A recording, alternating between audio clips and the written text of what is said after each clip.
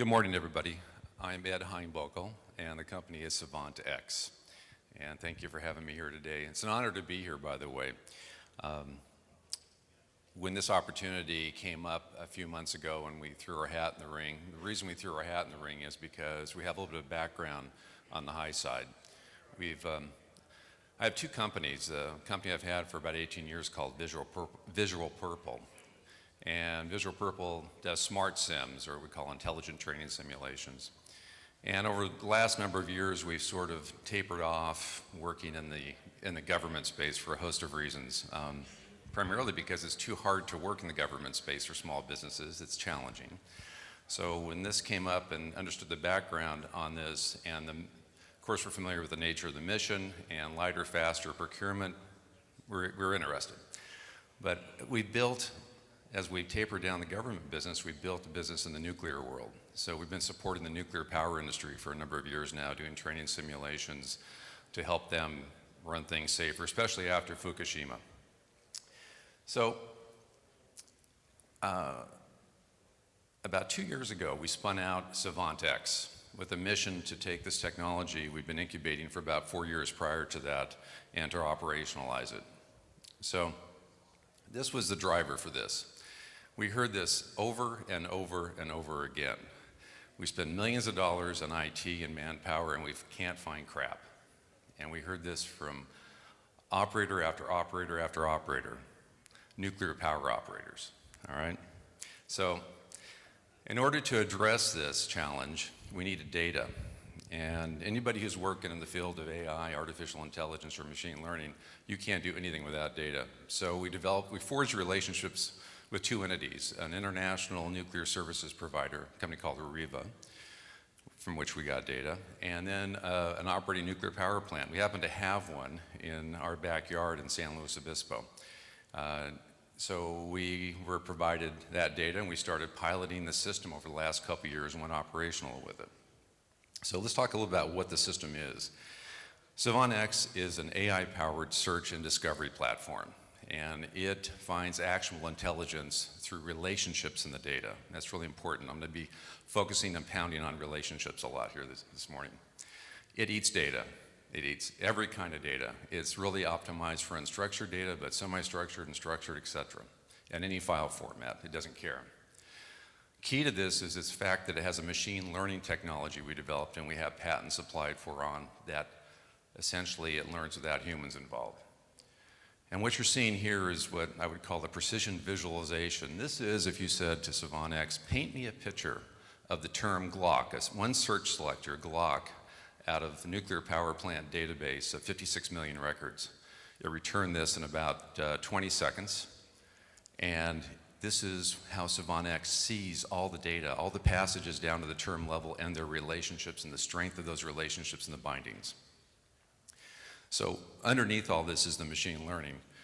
What we do is we learn through relationships. So we literally take the data and we push it up into higher dimensions. We use these supercomputers we call GPUs. They're amazing.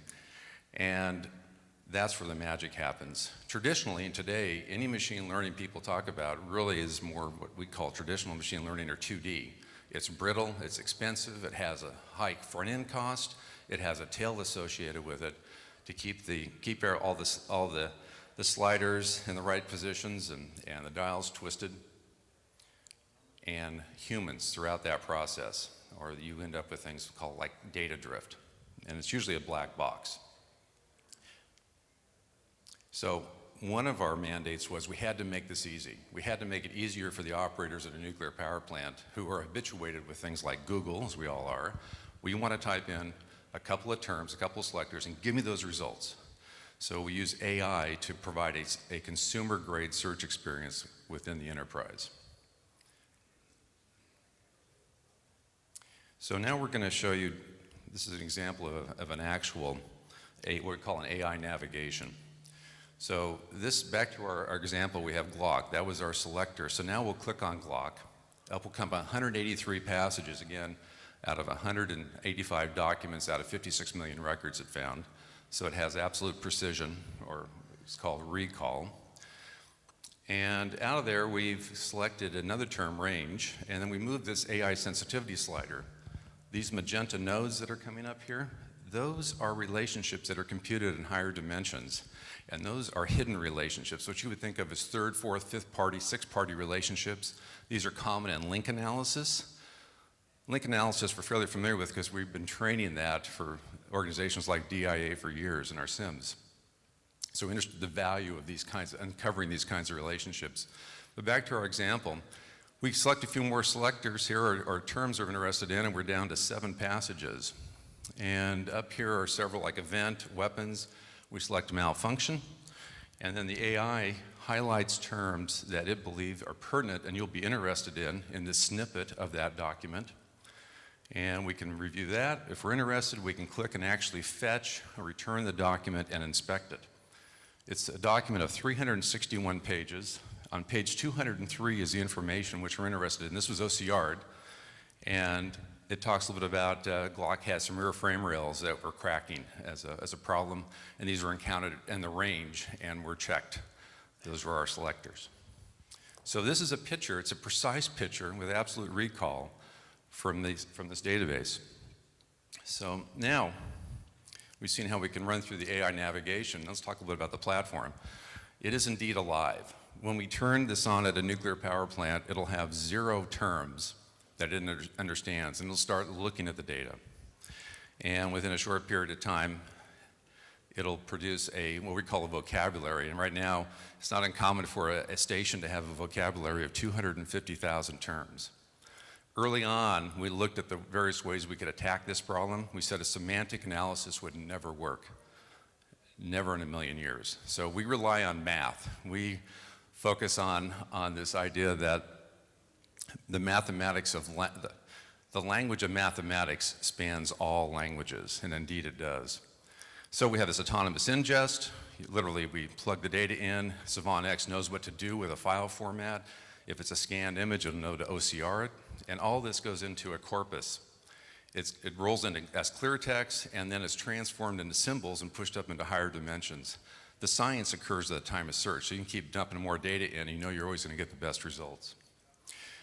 So it's very tolerant, and what I mean by that is people are pretty messy, and we sort of get sloppy. So in a nuclear power plant, you'll have engineers that go out and they'll see a problem, and they'll write that problem up. Then they'll go back to their desk and they'll upload it into a database somewhere, and they'll misspell terms, and they'll have an RCP-128 or reactor coolant pump, and they'll misspell pump, and they'll forget the dash. So you have all these variations.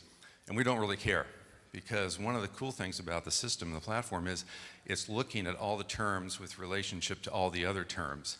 And it knows how these relationships work. So it'll actually bring back abbreviations, it'll bring back misspellings, so it's extremely tolerant and forgiving of us as humans. And something that's really cool is it'll suggest different terms, even though you didn't perhaps think of those terms. So you can do a search on valve failure, and you'll get results back that'll be valve weeping, valve spraying, valve leaking. Terms you would never think to go after, perhaps. So let's talk about SOCOM. So there's this notional idea we have that what if we took this and we built a system to n-scale? No limit on records, right? Enterprises, large enterprises. What if we took it and we descaled it? So a friend of mine came out of the agency a few years ago.